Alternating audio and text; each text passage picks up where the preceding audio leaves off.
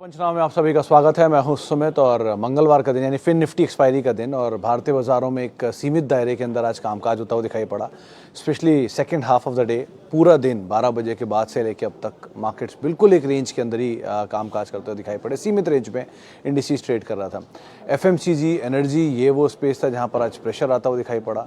IT लगातार दूसरा दिन, जबकि आज खरीदारी थी, करीब 1.25% के आसपास की बढ़त वहाँ थी और इंडेक्स को मेजरली सपोर्ट वहीं से आया। फार्मा में थोड़ी बहुत खरीदारी थी। Mid cap flat to positive side पर था। स्मॉल कैप में हरे निशान में आज क्लोजिंग होते हुए दिखाई पड़ी, लेकिन फ्रंट लाइन इंडेक्स बिल्कुल ही फ्लैट, 20 अंकों के आसपास की गिरावट देखने को मिली। स्टॉक स्पेसिफिक स्टोरीज थी। पीएसयूज का दिन था, तो आप मान लीजिए कोल इंडिया, हिंदुस्तान कॉपर, ये ऐसे नाम थे जहाँ पर आज खरीदारी देखने को मिली। इसके अलावा आज न्यूज़ फ्लोज का इम्पैक्ट जहाँ पर था, अर्निंग्स था, तो अर्निंग्स का इम्पैक्ट सोम के नंबर आए तो उसका इम्पैक्ट यूनाइटेड स्पिरिट्स, यूनाइटेड ब्रिवरीज जैसी बाकी लीकर कंपनियों में स्प्रेड आउट होता हुआ दिखाई पड़ा। तो वहाँ पर भी एक अच्छा मूव देखने को मिला आज के सत्र के तक आते आते। लाइकवाइज बैंक्स में प्रेशर था। पीएसयू बैंकिंग बास्केट में पूरे प्रेशर था। बैंक्स में अदरवाइज भी प्रेशर आज सत्र में था। एचडीएफसी बैंक आज आउट परफॉर्म कर रहा था कंपेरेटिवली बाकी बैंक्स के, तो वहाँ पर थोड़ी तेज़ी थी, लेकिन अदरवाइज बैंक्स के अंदर प्रेशर था। एनबीएफसीज में प्रेशर था, तो इंडिया बुल्स हाउसिंग, एम&एम फाइनेंस और बाकी जितनी एनबीएफसीज हैं वो आज दबाव के साथ कामकाज कर रहे थे। ऑटो सेल्स का नंबर्स था, तो अलग अलग ऑटो सेल्स के नंबर अलग अलग स्टॉक पे इम्पैक्ट करता हुआ दिखाई पड़ा। कहीं पर एस्कॉर्ट्स में नंबर आया, एक स्पाइक आया, फिर वापस प्रेशर आता हुआ दिखाई पड़ा। सो लाइकवाइज रिएक्शन अलग अलग स्टॉक्स में अलग अलग तरीके से आता हुआ दिखाई पड़ा। लेकिन आज बैकफुट पर था एफएमसीजी, थोड़ी बहुत खरीदारी थी फार्मा में, लेकिन लगातार दूसरा दिन जबकि आईटी में एक मूव आता हुआ दिखाई पड़ रहा था। अब सवाल जवाब का सिलसिला शुरू कर लेते हैं और फेसबुक और साथ साथ यूट्यूब दोनों के ही सवालों को शामिल करने की कोशिश करते हैं। पहला सवाल जो मेरे पास आया है उसमें ओके, पहला सवाल है एचडीबीएल ऐड कर सकते हैं, मेरी बाइंग प्राइस 134 है और एचडीबीएल जैसा स्टॉक। मोदी सर, एचडीबीएल को लेने का जो ट्रिगर था वो था प्रमोटर की बाइंग। जब पहली बार मैंने उसको देखा था 64 रुपये पर, सोम डिस्टिलरीज की मैं बात कर रहा हूँ, वहाँ से वो शेयर आज 360 रुपये देखा था मैंने, 360 365 पहुँच गया, तो वहाँ से 300 रुपये ऊपर आ चुका है वो स्टॉक। तो ऑलरेडी इतनी बड़ी तेज़ी के बाद अब आपको लेने का कोई औचित्य बनता नहीं। वो बात अलग है कि ये बाज़ार में बज़ है कि 1000 रुपये भी हो सकता है, लेकिन वो बज़ है, अब उसमें कितना कन्फर्मेशन आता है या नहीं आता, आप फंस गए तो, पैसा फंस गया तो, ऐसी चीज़ें बहुत रहती हैं। और तेज़ी की मार्केट में तो बहुत सारी बस चलती रहती हैं, तो इस समय तो ज़रूरत से ज़्यादा कॉशियस होने की ज़रूरत होती है। तो इसलिए भी आप अवॉइड ही करो। पहली चीज़ तो जो आपके पास है चुपचाप बने रहो उसी में। अब रही बात सोम डिस्टिलरीज जैसा स्टॉक, तो सर जैसे स्टॉक आपको साल में ढेरों मिलते हैं, एक नहीं ढेरों मिलेंगे, बस थोड़ा पेशेंस रखो। हमेशा ज़रूरी नहीं कुछ ना कुछ लेते रहना, कभी कभी खाली करके कैश पे बैठने में भी अलग मज़ा है, तो कुछ ना करना भी कभी कभी बहुत एडवाइसेबल होता है। तो ये सिचुएशन ऐसी नहीं है जहाँ पर आप बहुत एग्रेसिवली बाय करो। आपको फिर भी लग रहा है कि सोम डिस्टिलरी जैसा कुछ स्टेक, कोई शेयर होना चाहिए जहाँ पर थोड़ा मूव आना चाहिए, तो जुबिलेंट इंग्रेविया मैं हमेशा से बोल रहा हूँ, फिर बोलता हूँ, 379 का स्टॉप लेके आप लॉन्ग जा सकते हो। अभी वो जो भी दाम है उसका 430-26 जो भी घूम रहा है, लेकिन वो 379 का क्लोज स्टॉप लॉस आपको उसमें रखना पड़ेगा। देन इवन अदानी ट्रांसमिशन में भी आप 760 का स्टॉप लॉस लेके लॉन्ग जा सकते हो। नंबर ख़राब नहीं थे, आज टूट गया बात अलग है, लेकिन नंबर इतने कोई ख़राब ही नहीं है उसमें, तो वो एक बार को ठीक लग रहा है, आप देख सकते हो। अगेन बाकी कंपनियों के नंबर्स अवेटेड हैं, तो अभी नंबर्स को आन दीजिए। और रही बात सोम डिस्टिलरी की, तो जहां प्रमोटर की बाइंग हो, आपको याद होगा शोभा कुछ दिन पहले मैं बोलता था जहां प्रमोटर की बाइंग थी, एचसीएल कुछ दिन पहले बोलता था जहां प्रमोटर की बाइंग थी। इस लेवल पे प्रमोटर खुद ही बाय नहीं करेंगे क्योंकि ऑलरेडी शेयर उतने अपने हाइस पर आ चुके हैं। तो बेटर ये है ना कि आप उन स्टॉक्स में एंटर करो जहाँ पर प्रमोटर बाय कर रहे थे लोअर लेवल्स पर, तो वापस वो लोअर लेवल आए फिर एंटर कर जाना।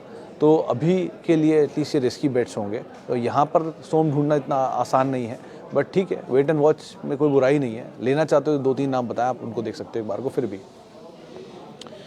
Okay, Sonal BLW and capsule. सोना बीएलडब्ल्यू के नंबर्स तो ठीक थे, वाई तो बहुत ही अच्छे थे, क्यू ऑन क्यू सबड्यूट थे, लेकिन उतने कोई ख़राब नंबर नहीं थे, तो ये तो एक बार को फिर भी बेटर है। और कैंप्स पे तो आज सुबह एक सवाल भी आया था किसी ने लॉन्ग पूछा था, तो आशीष बहेती साहब थे, उन्होंने उसमें लॉन्ग साइड की ही राय दी है। तो दोनों स्टॉक वैसे तो गुड टू गो है, बट थोड़ा इस चीज़ का ध्यान रखना है, कॉशियसली ऑप्टोमिस्टिक अप्रोच अपनी रखना मार्केट्स में, क्योंकि बढ़िया तेज़ी इंडेक्स दिखा रहा है और बढ़िया तेज़ी में बहुत सारे mid cap, small cap double, triple, 5 times तक होते हुए दिखाई पड़ रहे हैं। सो पिक एंड चूज़ ज़रूर कर लेना और थोड़ा स्टॉप लॉसेस को फॉलो करना अगर आप मीडियम टर्म इन्वेस्टर हो तो।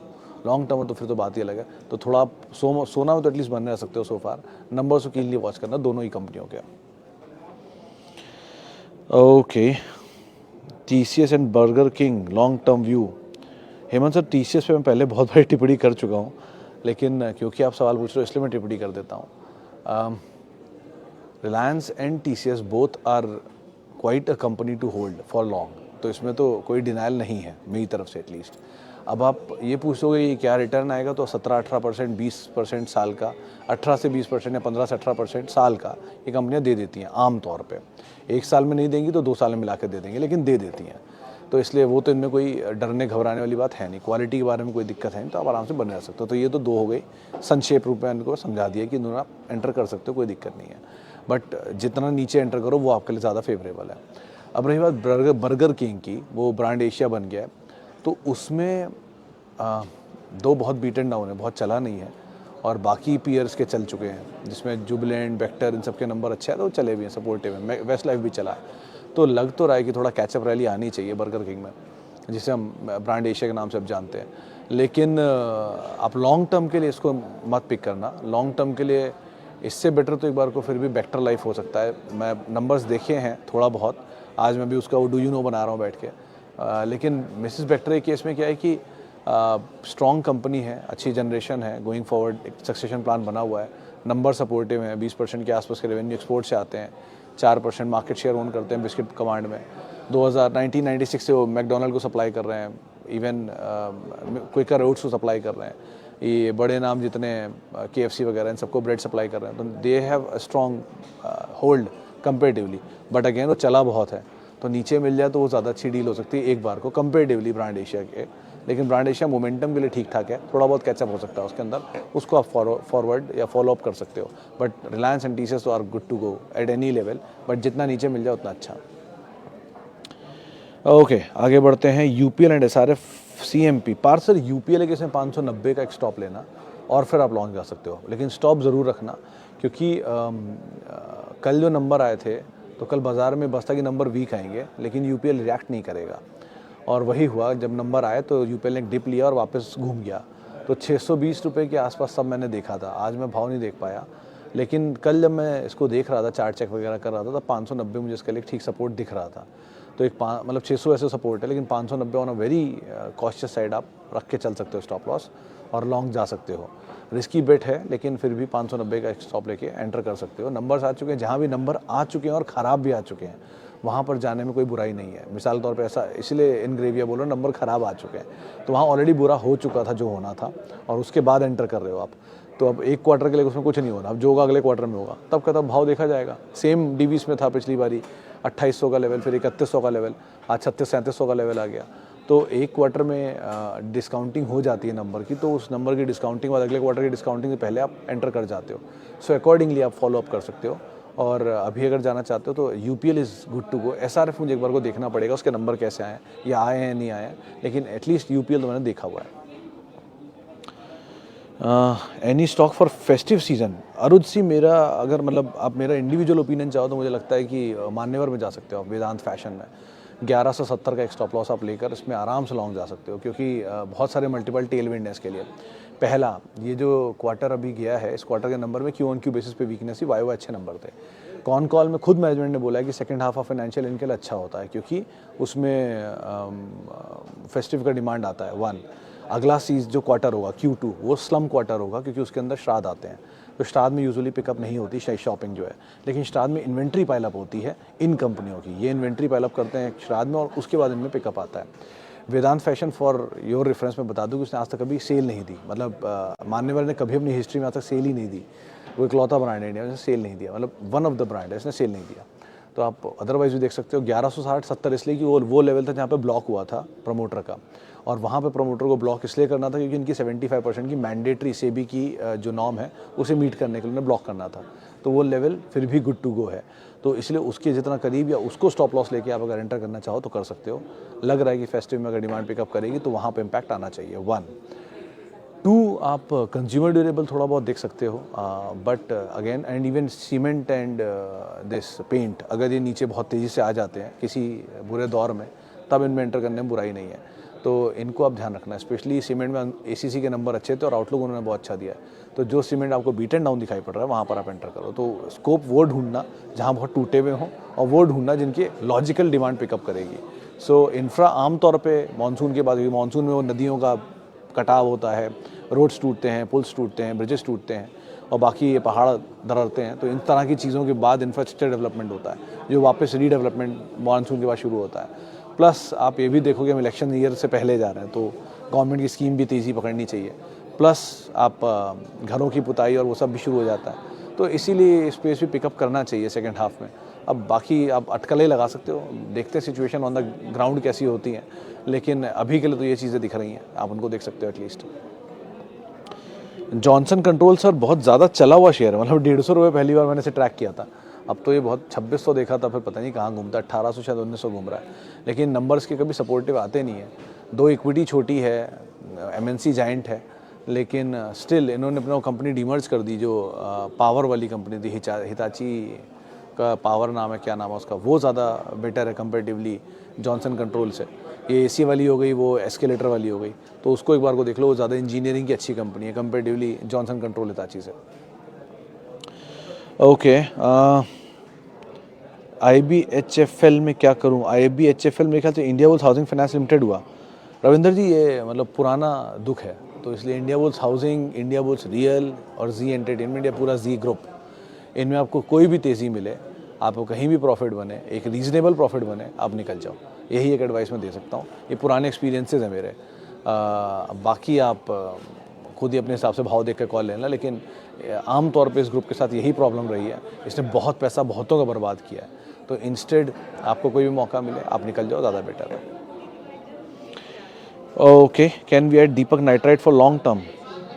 कर सकते हैं निक सर, लेकिन इससे बेटर आप वेट कर लो, ये यूपीएल को एंटर कर लो, ये ज़्यादा लॉजिकली दिख रहा है नंबर वाइज। तो लेकिन Deepak Nitrite is good to go. देखिए इस क्वार्टर के नंबर में केमिकल सबके नंबर ख़राब आने थे, बट एक पार्ट अच्छा दिख रहा है कि डिमांड पार्ट अभी भी मजबूत है, इनपुट कॉस्ट नीचे आ गई है, सो थोड़ा स्टेबल होने दीजिए, एक दो क्वार्टर में चीज़ें वापस पिकअप कर जाएंगी। इसीलिए लग रहा है कि ये जो कंपनियाँ थी, इनग्रेविया, SRF, अतुल, ये सब पिकअप करना शुरू कर रही हैं।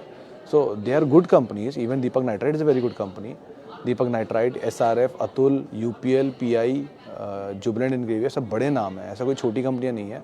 इवन लक्ष्मी ऑर्गेनिक के नंबर भी ठीक थे क्यू ऑन क्यू बेसिस पर, तो चीज़ें पिकअप हो रही हैं। सो पिक होने दीजिए और स्टेबलाइज हो रही हैं, आप अकॉर्डिंगली एंटर कर सकते हो, बट टाइम लेगा, लेकिन you will get back your money easily, तो आराम से आप उसमें घुस सकते हो, कोई दिक्कत नहीं है। एनी न्यूज़ इन स्पेंसर? नंबर का वेट हो रहा है मनीष जी, हम भी वेट कर रहे हैं, आप भी वेट करो, क्योंकि गोयनका ग्रुप के नंबर सारी कंपनियों के अच्छे हैं इस बारी। चाहे इवन आप FSL के देख लो, या FSL कह रहा हूँ, जेंसार के देख लो, अच्छे नंबर थे, C8 के नंबर अच्छे थे। अभी एक और कंपनी थी, उसके भी नंबर देख रहा था, बढ़िया नंबर आया, तो लग रहा है इस बार शायद स्पेंसर का ही कमाल ना कर दे। बाकी देखते हैं, क्योंकि अभी एक रिसेंट इवेंट हुआ था, उसमें उन्होंने जनरेशन X नहीं Z को इन्वाइट किया था, तो हमारी टीम से भी कुछ लोग गए थे, तो वहाँ सारी कंपनियों के CFO CEOs आए हुए थे, तो उसमें लगा ऐसा कि बहुत कुछ रिवैम्प हो रहा है ग्रुप के अंदर। लेकिन लेट्स सी कैसे नंबर्स को ज़रा वेट कर लीजिए और उसके बाद कोई कॉल लीजिए, ज़्यादा बेटर है। तो अभी तो बस है, नंबर से पहले चल रहा है, 63 रुपये आ गया, wait and watch is better choice at least. Strong नहीं, हाँ ये बात सही है, बेस्ट एग्रो के नंबर बहुत अच्छे आए हैं, लेकिन इतने स्ट्रॉन्ग नंबर के बीच में अभी एंटर करने का कोई लॉजिक मुझे दिखता नहीं है, सो अकॉर्डिंगली आप उसमें कॉल लेना। चलिए अब जरा सवाल जवाब का सिलसिला यूट्यूब से भी ले लेता हूँ, कहाँ गए, हाँ यूट्यूब के सवालों में आया है, I have 30 share of Globus Spirit at price of 1000, should I add more और wait for more downfall? Globus तो you can add Garg sir, क्योंकि ऑलरेडी नंबर्स के बाद टूटा हुआ है, इस पर ब्रोकरेज हाउसेस के व्यू थे, इनक्रेड की एक रिपोर्ट भी आई थी 1600 रुपये के टारगेट्स के लिए, लेकिन आपकी एवरेज देख लेना, अगर आपके एवरेज से नीचे मिलता रहे या पास में मिलता रहे तब ऐड करने का ज़्यादा लॉजिक है। ऊपर जाके एवरेज ख़राब करने की ज़रूरत नहीं है किसी भी स्टॉक में, ये नहीं किसी भी स्टॉक में, तो नीचे के लेवल पे अगर आप एवरेज कर लो तो ज़्यादा लॉजिकली है। लेकिन कंपनी ठीक है, बहुत बीट एंड डाउन है, राजस्थान की कंपनी है और मेजरली राजस्थान में इनका फोकस है, और घूमर के नाम से इनके ब्रांड आते हैं राजस्थान में, तो आप वहाँ पर मतलब वहाँ के लोकल के लिए अच्छा ये ब्रांड है और धीरे धीरे एक्सपैंड भी कर रहा है। सो आप बॉटलर भी है कुछ कंपनियों के लिए, तो आप आराम से पिक कर सकते हो, नीचे के लेवल में मिले ज़्यादा बेटर है। हाउस व्यूज़ पे पॉजिटिव है, 1600-1700 रुपये टारगेट है इसमें। Okay, blue Dubey ji, blue dart के केस में मतलब आप नहीं जानते होंगे, लेकिन ये पुरानी हिस्ट्री इस कंपनी की, ये 1500-1600 रुपये में पहले देखता था मैं। फिर वो 6, साढ़े 6, 7 हज़ार रुपये में इसमें एक बोनस भी आया था, लेकिन वो बोनस शेयर नहीं था, बोनस डिबेंचर था, वो अलग से लिस्ट भी हुआ था। उसके बाद ये टूट गया बहुत समय, 3, साढ़े 3 हज़ार रुपये रहा, फिर वापस पिकअप आना शुरू हुआ है। दो ये कंपनी DHL जो वर्ल्ड की लार्जेस्ट कुरियर कंपनी है, उसकी इंडिया नाम है और मल्टीनेशनल जाइंट है, अच्छी कंपनी है, क्वालिटी कंपनी। DHL के केस में भी है कि जितनी जैगवार से यहाँ वहाँ जाती हैं ग्लोबली, वो DHL एक्सपोर्ट करता है। एंड इवन फार्मूला 1 भी जहाँ जहाँ जाती है पूरे ग्लोबल में मूवमेंट होता है, वो भी DHL करता है, लेकिन वो पेरेंट है। इंडियन आर्म भी अच्छी है, स्टैग्नेंट प्रॉफिट है, थोड़ा ग्रोथ मिल जाए प्रॉफिट में, और प्रॉफिट अगर साथ साथ अर्निंग में यानी कि डिविडेंड में थोड़ा और ग्रोथ आ जाए तो स्टॉक में रफ्तार आ जाएगी। लेकिन अच्छी मतलब ख़राब असेट नहीं है ओन करने के लिए, कंपनी अच्छी है, चलता स्टॉक थोड़ा स्लो है, लेकिन आप समय दोगे तो शायद पैसा बना भी देगा।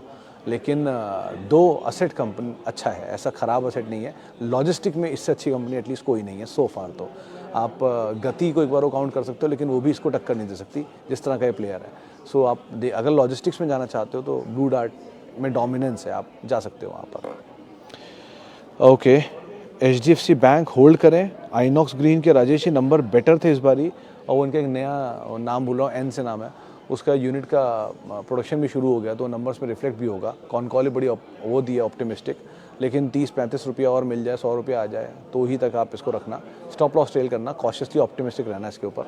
हाउस व्यूज़ बहुत अच्छे थे इस बारी के नंबर्स के बाद, और अदरवाइज भी। और रही बात HDFC बैंक की, तो HDFC बैंक तो ऑब्वियस बात है, it's good to hold and buy at any dip, it's a better option.